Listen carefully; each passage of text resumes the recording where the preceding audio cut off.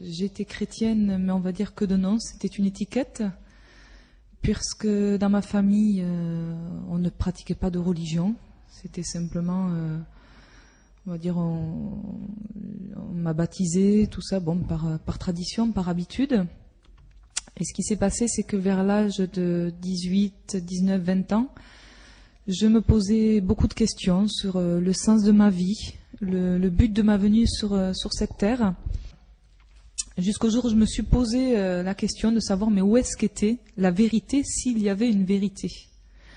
Et j'en étais venue à cette conclusion, comme ça s'était imposé à mon esprit que s'il y a un Dieu qui existe, il doit certainement exister dans une des trois religions.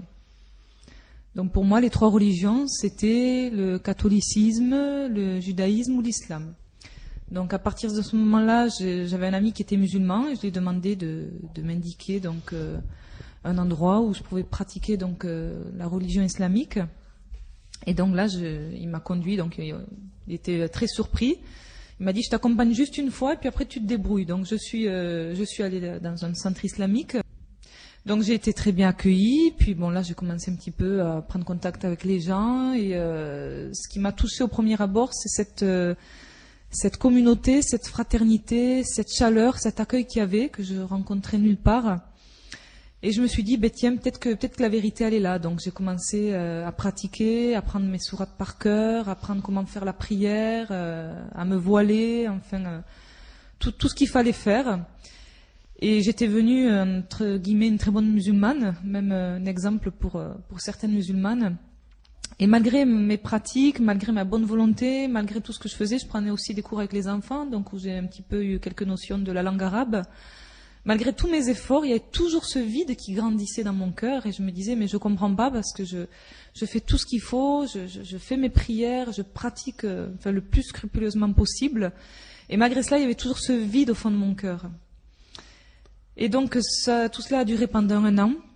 Et puis à un moment donné, je suis arrivée un petit peu à un tournant, c'est-à-dire que j'avais une amie qui était chrétienne.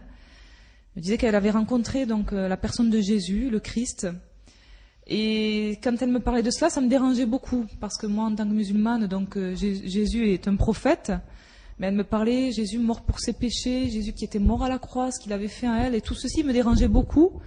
Mais je voyais vraiment une lumière en elle, et quelque chose de particulier, quelque chose, je me disais, moi, malgré tout ce que je fais, malgré mes pratiques, il n'y a pas cette joie, cette paix, il y avait quelque chose de particulier que je n'arrivais pas à définir.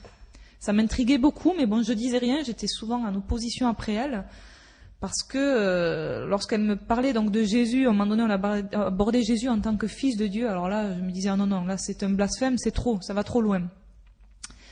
Et donc à ce moment-là, je continuais donc moi à pratiquer, donc aller régulièrement au centre islamique. Donc j'ai dit à mon ami, j'ai dit écoute, vraiment je ne peux pas te laisser comme ça, il faut que tu te convertisses à l'islam, il faut que tu viennes dans l'islam, tu es perdu, J'étais vraiment très inquiète pour elle. Donc elle venait de faire cette rencontre avec le Christ, il y avait à peine 3 semaines, elle était vraiment toute rayonnante, toute vraiment vivante de ce qu'elle vivait, elle débordait de joie, elle débordait d'amour. Et je lui ai dit, il faut que tu viennes avec moi au centre islamique. Donc vraiment par amour pour moi, elle est venue. Donc elle s'est voilée, elle est venue.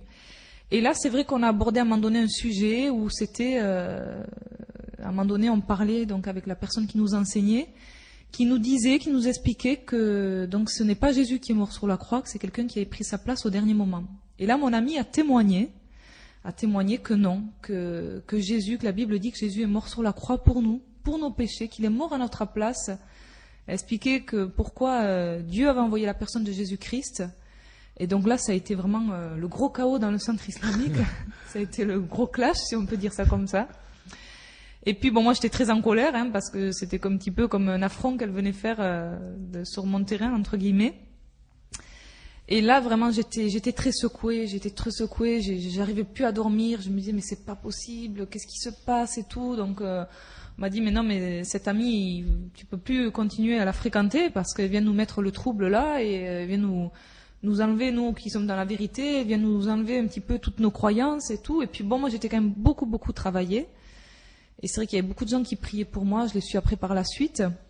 Et je me disais, mais c'est beaucoup de chrétiens. Beaucoup de chrétiens, voilà, qui priaient pour moi et je me suis dit, c'est pas possible. J'étais vraiment troublée, quoi. Donc je suis allée voir l'imam et j'ai dit, mais écoutez, j'ai commencé à poser des questions sur la personne de Jésus. On m'a dit, mais non, tu sais, dans l'islam, on doit pas poser trop de questions. Il y a des choses, c'est comme ça. C'est écrit dans le Coran. Tu dois pas chercher à savoir. Et puis moi, ça me satisfaisait pas tout ça. Et puis bon, un jour, donc je suis rentrée chez moi, j'ai fait ma prière, donc en tant que musulmane.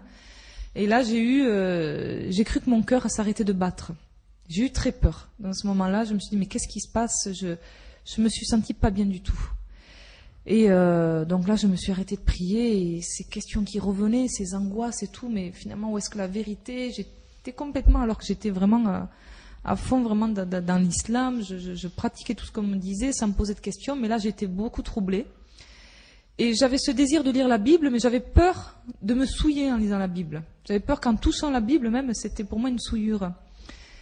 Et ce qui s'est passé à un moment donné, c'est que je me suis dit, je vais quand même ouvrir la Bible. Et j'ai ouvert comme ça la parole de Dieu. Et je suis tombée sur un verset, donc me demandez pas pourquoi ce verset, je ne sais pas ce qui s'est passé. Mais en ouvrant comme ça la Bible, je suis tombée à un verset qui dit « Malheur à celui qui suit des voies tortueuses ». Et là, j'ai été vraiment inondée d'une présence et d'un amour, quelque chose d'inexplicable. Quand je parle avec des musulmans, on me dit mais c'est peut-être parce que tu n'étais pas à fond dans ta religion ou quoi. C'est vrai que je ne suis pas restée longtemps, mais je peux vous dire que je pratiquais vraiment à fond, scrupuleusement. Mais ce qui s'est passé là ce jour-là, c'était quelque chose d'extraordinaire. Un amour m'a envahi, une lumière, quelque chose m'a enveloppée. J'ai vécu ça vraiment une fois dans ma vie, c'était cette fois-là. Et là, j'ai été convaincue instantanément, tellement c'était beau, quoi. J'étais enveloppée comme de cette lumière, comme de cet amour. J'ai senti vraiment la présence de Dieu, c'était quelque chose de vivant. Et c'était pas comme je dis quand je témoigne à des personnes, c'était pas juste une émotion, une sensation. J'explique souvent cette image quand on met la main près du feu. C'est vrai qu'on a une sensation, mais on sent que le feu, il est réel, il est bien là. Et là, c'était quelque chose d'aussi réel. C'était palpable, c'était tangible, c'était quelque chose de vivant, c'était la présence de Jésus qui était là. Et à ce moment-là, j'ai su que la vérité était dans la Bible, la parole de Dieu. Mais la personne de Jésus me posait toujours problème. Donc là, je me suis dit, maintenant que j'ai été convaincue de cette façon-là, je peux plus continuer dans ma religion. Ma religion est très belle, il y a une fraternité, il y a des très belles choses. Mais là, j'ai eu un contact, quelque chose de palpable, de vivant, et c'est ça que je cherchais. Je suis pas sortie d'une religion pour aller de l'islam pour aller dans une autre religion. Mais là, c'était une rencontre avec une personne vivante.